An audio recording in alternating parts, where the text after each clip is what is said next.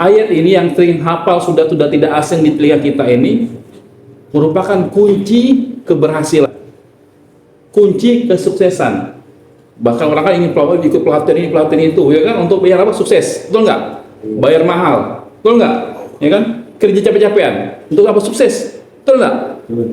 Nah, padahal Allah Subhanahu Wa Taala telah jelaskan kepada kita kunci suksesnya.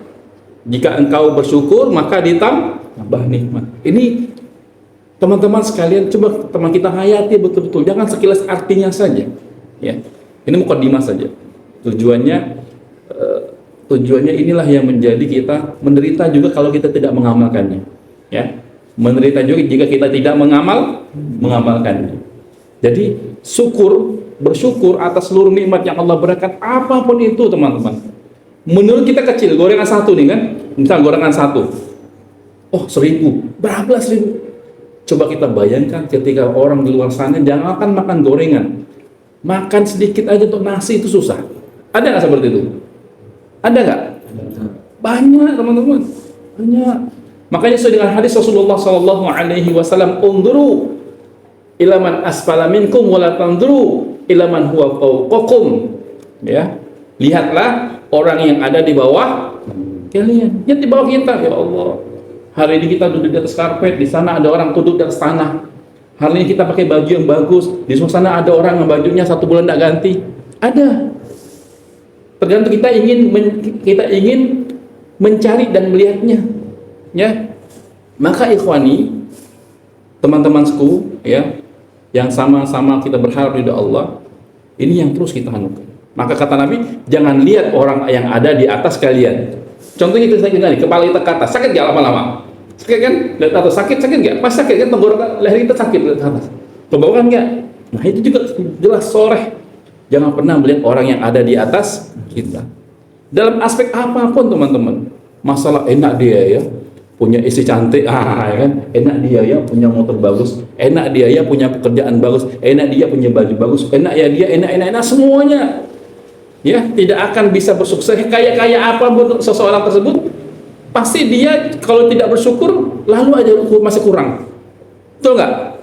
Kata Nabi SAW, semua kekayaan itu bukanlah memiliki harta, ya kan? Kaya itu bukanlah orang yang memiliki banyak harta, banyak istana dan sebagainya. Namun kekayaan itu al-ghina'u hahuna. Al-ghina'u, Nabi SAW menunjuk dalam hatinya. Al-ghina'u huna, atau kama qala Rasulullah. Kekayaan itu terdapat di dalam hati, kata Nabi. Hati. Kenapa Ustaz hati? Yaitu merasa qanaah. Merasa apa?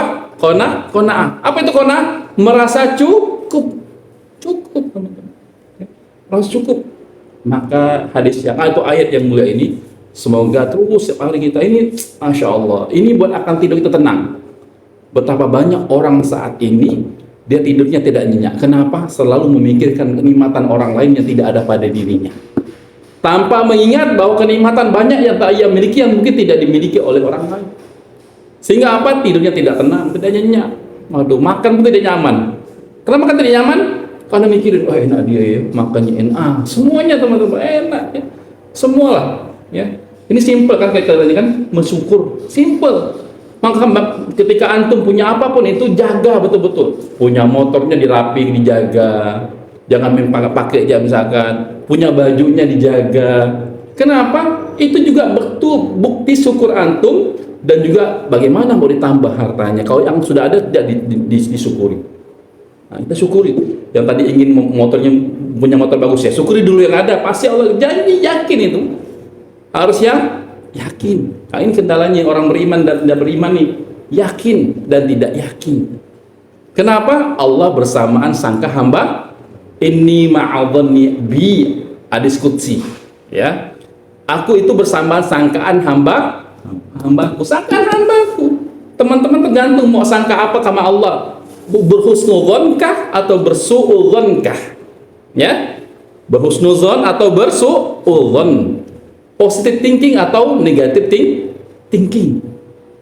Ya, akan kembali kepada kita semua ikhwani wa akhwati. Jika kita merasa apa kita miliki saat ini adalah kurang, maka Allah memiliki kekurangan. Apapun itu teman-teman, ya. Jika kita merasa itu Masya Allah ini sudah cukup, itu maka qanaah, dan tentu Allah Subhanahu wa Ta'ala akan memberikan ketenangan, kelapangan dalam hatinya. Ini yang sebenarnya memang mudah untuk disampaikan, mudah rasanya untuk dicerna, namun tidak mudah untuk kita amalkan. Namun akan menjadi mudah ketika seseorang terus ya berusaha agar selalu mensyukur nikmat yang Allah ya berikan kepada. Kenapa saat ini kita lihat orang banyak sekali ya menjadikan tolak ukurnya itu pada kehidupan TikTok, ya kan? Kita heboh dengan ada orang mana udah kaya raya, ternyata dia playing pick apa namanya yang tangkap kemarin tuh yang terkena kasus judi online, punya mobil sita banyak, masih muda tuh, apa dulu saya lupa juga namanya, orang hidupnya disediakan, pokoknya hidupnya subhanallah, tujuannya tuh sebenarnya tidak kaya, cuman karena biar dapat orang ngikut dia, ujungnya dia jualan judul, ketangkap, habis dimiskinkan. Ya, itu ikhwani azani Allah wa ya. Maka sebagai pembukaan ini, ya, dimanapun kita berada, kapanpun kita ada, ya, maka yang terpenting dari itu semua adalah selalu bersyukur dengan apa yang Allah berikan kepada kita, ya. Karena kita tidak tahu kedepannya seperti apa. Betapa banyak orang menyesal kenapa? Ketika nikmat yang sudah ada saat ini dia tidak mensyukuri, suatu saat nikmat itu hilang, dia menyesal. Banyak teman-teman. Ketika dulu dia mungkin punya anak atau punya istri disia-siakan misalnya, atau dia punya orang tua disia-siakan misalkan. Ketika sudah tiada orang tuanya, anaknya, istrinya atau hartanya, barulah menyesal, ikhwani. Menyesal.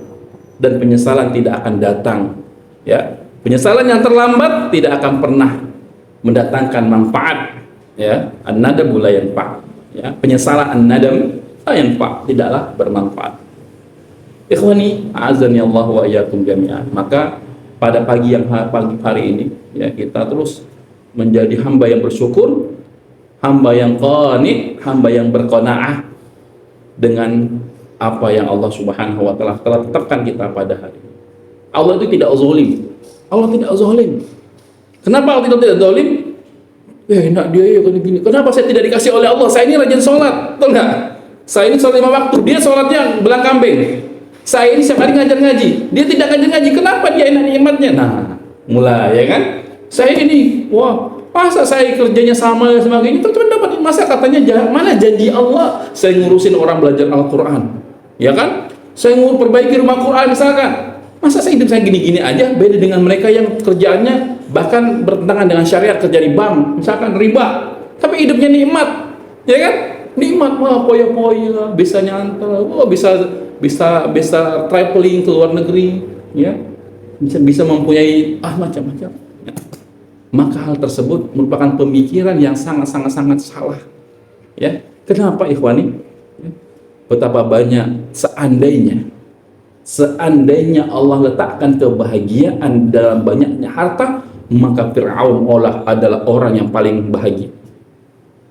Seandainya Allah Subhanahu wa Ta'ala letakkan kebahagiaan kekuasaan, Fir'aun, Qarun, Namrud, maka mereka lah orang yang paling bahagia. Kenapa? Bayangkan Qarun kan, kuncinya tuh, kunci gudangnya tuh dibawa oleh puluhan atau ratusan onta. Kunci gudangnya kan, bayangkan kuncinya saja dibawa oleh banyak onta, kuncinya, ya. Maka pada disebut dengan harta Qarun, harta karun, dinisbatkan dengan kebanyakan harta karun yang saat itu ditenggelamkan oleh Allah dengan karunnya, ya kan? Dikiaskan.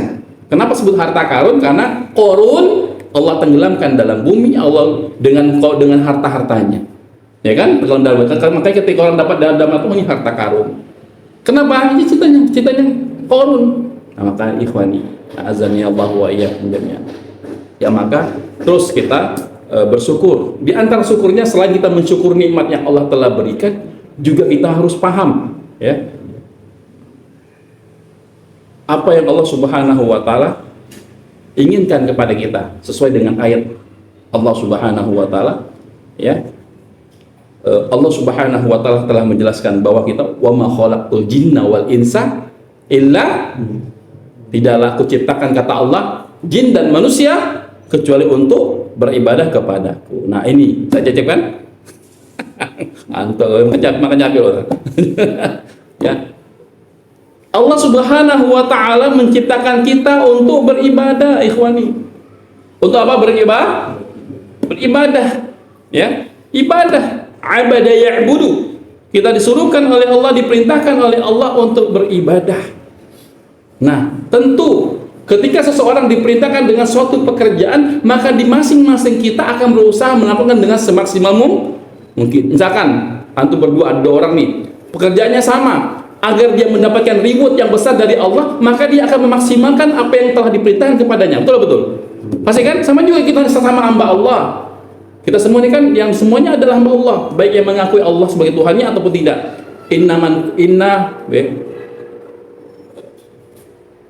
Ila'at rahmani abda.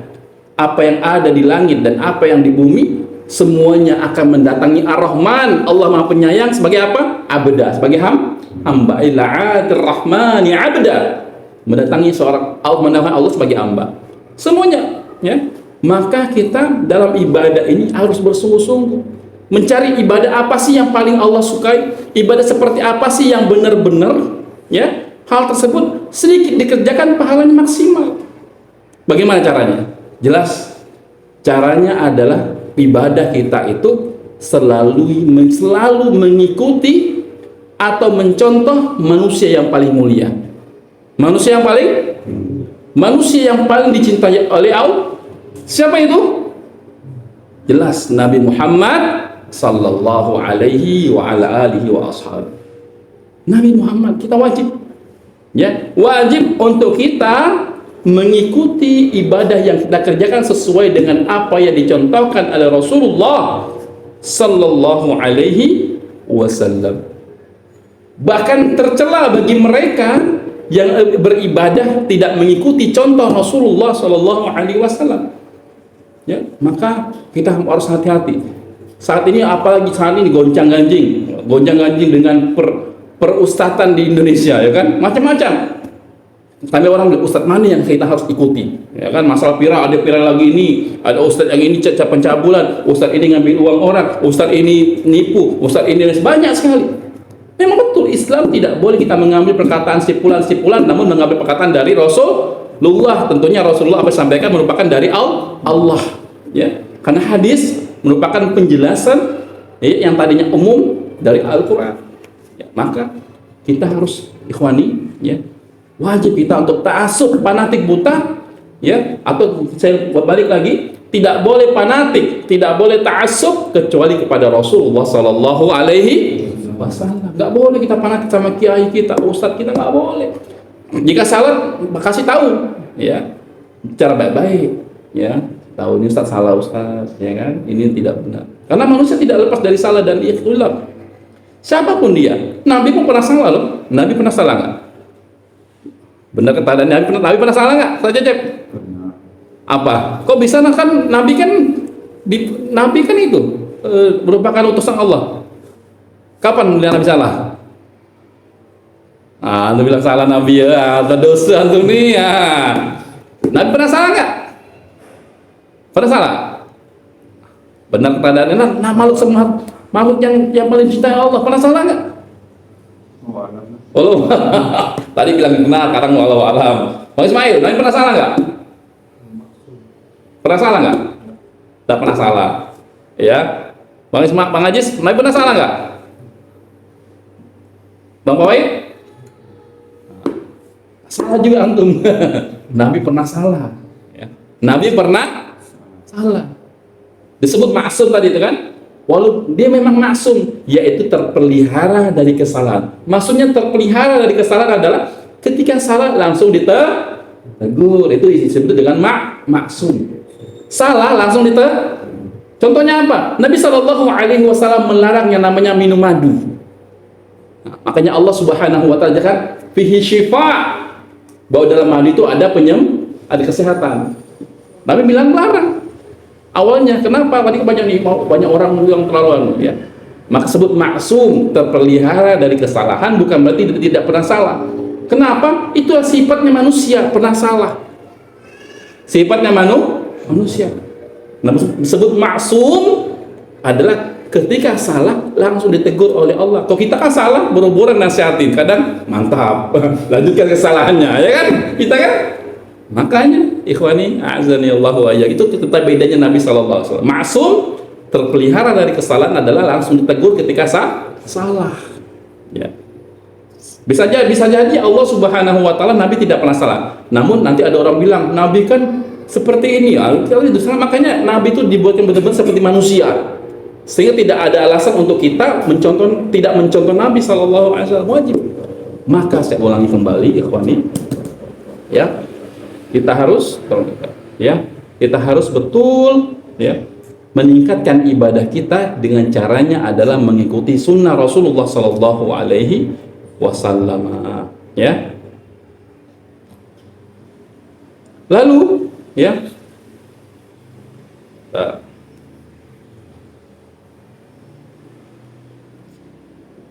maka dengan begitu seseorang dapat meningkatkan nilai ibadah, ya, meningkatkan nilai ibadah yang tadinya bernilai biasa. Contohnya, ya, amalan-amalan kita sehari-hari lah, ya, mungkin kita merasa itu baik, baik, namun belum tentu itu baik di mata Rasulullah. Contohnya misalkan doanya, misalkan Allahumma inni a'udzubika minal khubusi wal khaba'is, doanya bagus gak? Allahumma inni a'udzubika minal khubusi wal khaba'is, apa artinya? Aku berlindung kepadamu ya Allah dari jin wanita dan syaitan wanita dan syaitan laki. Bagus doanya, bagus. Namun bolehkah doa tersebut ketika kita masuk ke dalam masjid? Tak boleh, tak cocok. Tapi artinya memang di masjid tidak ada syaitannya. Ada banyak. Kenapa saya bilang masjid ada syaitannya juga? Banyak orang sholat lalai, ya kan? Dalam masjid malam sholatnya tidak khusyuk, ada. Secara logika, ya, secara logika bisa saja kita berdoa. Misalkan masuk datang ke yayasan nih, Allahumma inna a'udzubika minal khubuthi wal khaba'is, ya Allah aku berlindung kepada semua tidak ada setan menggodaku biar aku tidak ngantuk ketika kerja misalkan, ya Allah semoga aku terhindar dari godaan setan ketika main HP ternyata scroll TikTok misalkan. Bisa saja kan, doanya bagus kan? Namun tentu kenapa tidak kita baca pada saat momen yang lain kecuali masuk ke dalam WC? Kenapa? Karena merupakan mengikuti sunnah Rasulullah, menempatkan sesuatu dengan apa yang dilakukan oleh Rasul. Itu kuncinya teman-teman, ya. Kita memahami dalam beribadah, tidak semua menurut kita itu baik, benar.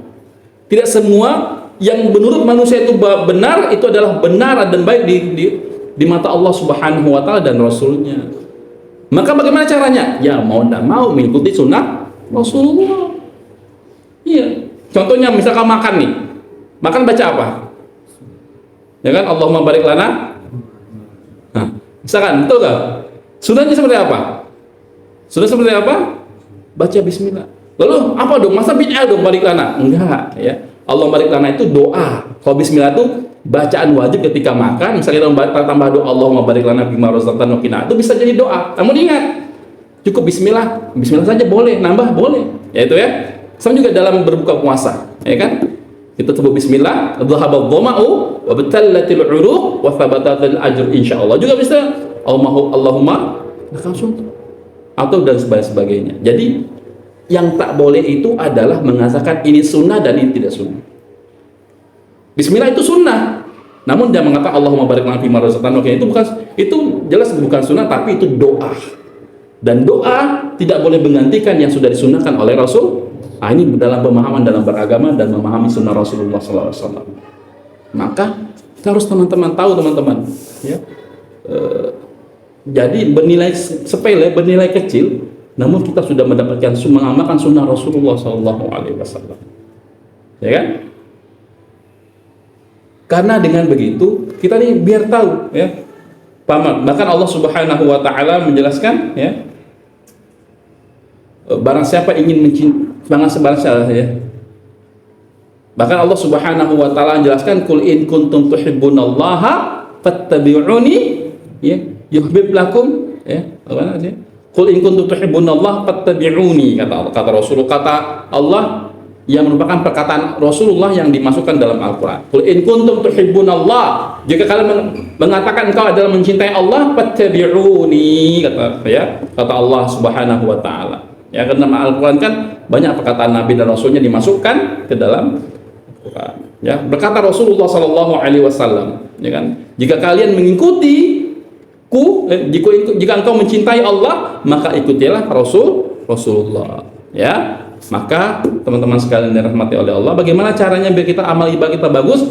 Maka mau nggak mau kita harus paham terus, ya, bagaimana Al-Quran kita pahami dan pahami dengan cara pemahamannya Rasulullah dan juga pemahamannya para sahabat, ya, para sahabat Nabi Shallallahu Alaihi Wasallam. Maksud disebut dengan atba'ut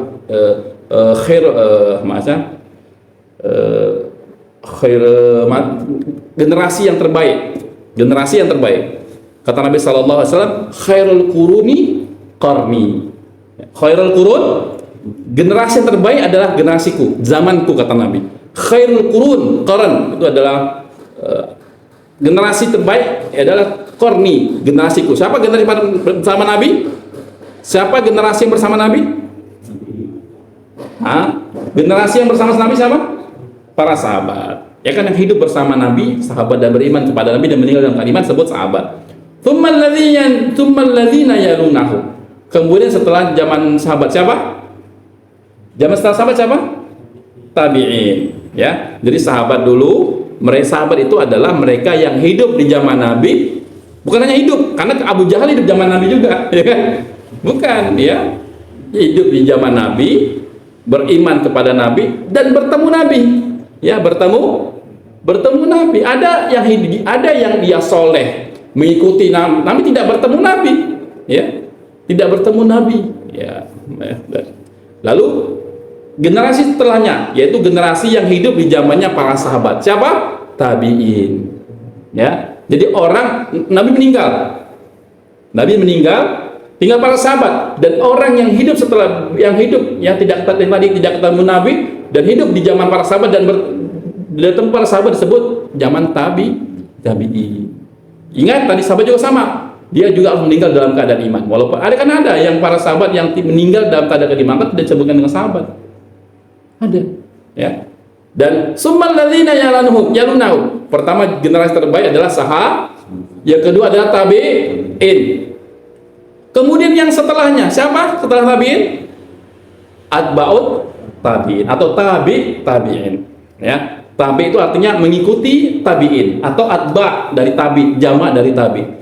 Kita sering atba'ut tabi'in atau tabi'ut tabi'in. Ya, ini generasi terbaik. Khairul qurun, sahabat Nabi, tabi'in, atba'ut tabi'in. Ini generasi. Dan generasi inilah yang wajib kita contoh dan ikuti. Jadi wajib apa? Kita ikuti, teman-teman sekalian yang dirahmati Allah. Ya. Adapun sekarang ustaz-ustaz sekarang ini, ya, tergantung kita lah. Bagaimana kita, jangan tak boleh ta'assub, tak boleh taklid. Ya. Selama yang disampaikan itu adalah benar, bahkan ingat teman-teman sekalian, juga tidak boleh tidak menerima kecuali dari ustaz kita, tidak boleh. Ustaz manapun ketika yang ia sampaikan adalah Al-Quran dan hadis dan sunnah Rasulullah, maka wajib untuk kita ikut. Jangan antipati dulu. Ustaz, dia bukan ustaz saya, bukan kiai saya, saya nggak mau, nggak boleh. Makanya di rumah Quran juga sama, kita tidak boleh membedakan satu dengan yang lainnya. Namun ingat, yang kita pegangan adalah Al-Quran dan sunnah Rasulullah Sallallahu Alaihi Wasallam. Dengan apa? Pemahamannya generasi terbaik ini. Ya, generasi yang terbaik. Generasi yang terbaik, sahabat, tabi'in, atba'ut tabi'in. Inilah wajib. Jika ibadah kita ingin berkualitas, maka ikutilah mereka. Ikutilah apa? Mereka. Maka sering baca buku teman-teman, ya, buku syalakan, ya, banyak tuh, ada tuh Minhajul Muslim, ada Minhajul Qasidin, ya, Umdatul Ahkam, dan banyak buku lainnya. Ya, dan banyak juga buku di HP kita. Terus saja saya buka ini main HP ini. Oh, catat nih, mantap, masya Allah, ini terbaik ini Ustaz nih, masya Allah, ya. Berarti boleh diuji nanti, boleh diujiin gini. Ya, jadi generasi terbaik siapa tadi? Sahabat, tabi'in, dan tabi'in. Dan kita kan tidak melihat Nabi bagaimana Nabi mengamalkan. Maka yang melihat Nabi yang mengamalkan sunnah tersebut adalah para sahabatnya.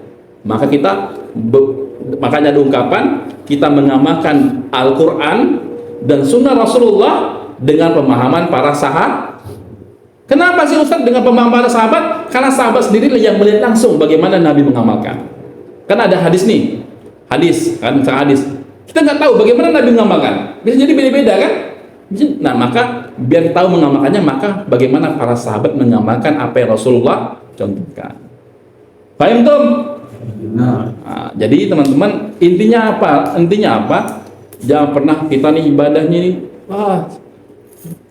data terus. Kalau bisa cobalah cari referensi agar ibadah kita lebih berkualitas.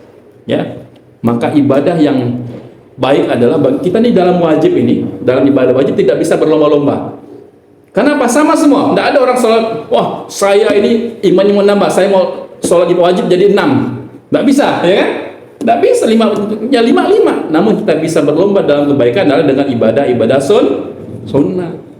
Sholat sunnah, duha, ya, atau syuruk. Para ulama bedakan, ada yang bilang syuruk, awalnya itu duha juga, ya. Bagaimana pahala, teman-teman? Siapa yang setelah sholat subuh, ya kan, tidak bergerak dari duduknya, lalu ya sholat 2 rakaat setelah syuruk, maka pahalanya seperti apa? Haji yang sempurna bersama Rasulullah, ya, atau umroh, haji, ya, ataupun sholat tahajud. Kata Imam Ahmad bin Hanbal, sholat witir. Barang siapa yang ingin, ya, amal ibadahnya menjadi baik, maka jangan lupa untuk sholat witir setiap malam walaupun 1 rakaat. Satu rakaat. Sholat witir ini bisa setelah isya ataupun setelah bangun tidur. Witir. Kalau bisa 1 rakaat aja, sebentar 1 rakaat kan witir kan? Ya, kalau bisa Nabi kan ketika dalam perjalanan tidak sholat sunnah, ya kan? Orang ketika musafir dia tidak melakukan sholat sunnah. Bahkan sholat wajib pun bisa dijamak, betul nggak? Ya kan? Bahkan Nabi SAW tidak mengajarkan sholat sunnah lain ketika dalam musafir. Kecuali apa? Kecuali tetap beliau melakukan sholat witir. Pentingnya sholat witir itu, ya, karena sholat penutup. Maka penting sekali teman-teman kalau bisa minimal setelah isya itu setelah sholat sunnah 2 rakaat ba'diyah isya, lanjut 1 rakaat untuk witir. Mudah, baca Al-Fatihah, baca Qul sebentar, berapa menit lah paling, ya kan? Nah, usahakan untuk tidak meninggalkan sholat witir, bisa setelah isya ataupun nanti bangun kalau yang mampu. Kalau tidak mampu ya setelah isya, sholat witir. Sholat sunnah apa lagi? Ya, duha, witir, ya. Sholat rawatib kan, sholat qobliyah dan ba'diyah. Apalagi sholat sunnah 2 rakaat sebelum subuh. Ingat, kalau bisa jangan tinggalkan, ya. Khairan minad dunya wa ma fiha. Sholat sunnah 2 rakaat sebelum sholat subuh, apa pahalanya? Pahalanya apa? Lebih baik daripada dunia dan seisi-isinya. Bayangkan teman-teman. Ini bohong atau enggak? Maka dia kalau bilang bohong itu bahaya, merusak iman. Karena Nabi sendiri bilang bahwa sholat sunnah 2 rakaat sebelum subuh khairan minad dunya. Perhatikan, lebih baik daripada dunia. Bukan sama, bukan. Tapi khairan, lebih baik daripada dunia dan seisi, wa ma fiha, dan seisinya. Ini Nabi SAW. Maka tolong ayo kita jaga sholat sunnah. Sholat sunnahnya aja segitu. Bayangkan, sholat sunnahnya aja lebih daripada dunia. Apalagi sholat wajibnya. Bayangkan teman-teman, sholat sunnah 2 rakaatnya aja udah besar, apalagi sholat wajib subuhnya. Ya, logika seperti itu logikanya. Berarti kalau Masya Allah, ya. Makanya Allah itu tidak zolim sama kita. Banyak sekali amalan-amalan kita buat kita bahagia, namun kita sendiri yang zolimi diri kita sendiri. Mungkin ini aja yang dapat saya sampaikan pada kesempatan yang berbahagia ini. Saya mengajak tadi, diri saya pribadi dan ikhwah sekalian selalu menjadi hamba yang qani', bersyukur, mencukup, rasa cukup, qani', cukup, syakir, ya, abdan syakura. Bahkan ingatkah ketika Nabi SAW ditanya oleh Aisyah Ummul Mukminin, wahai Rasulullah, kenapa engkau masih sholat subuh, sholat tahajud sampai sampai kaki Nabi kan bengkak tuh, sampai sholat malamnya itu kan, sholat malam sampai kaki bengkak. Ya mungkin teman-teman yang sholat panjang kan merasa ya sebal itu kan, sholat lama tuh akan sebal. Kenapa? Kan Nabi sudah diampunkan dosa yang telah lalu dan dosa yang akan datang dan dijamin bebas surga. Kenapa? Itu bukan wajib ya, soal sunnah kan? Bukan wajib. Sunnah itu kan artinya ya bukan kewajiban, tambahan, ziyadah. Ya. Kenapa kata Nabi SAW? Apa jawab Nabi? Ketika ditanya, kenapa engkau ya Nabi? Udahlah santai-santai aja lah, gitu kan? Santai-santai aja lah, ya kan?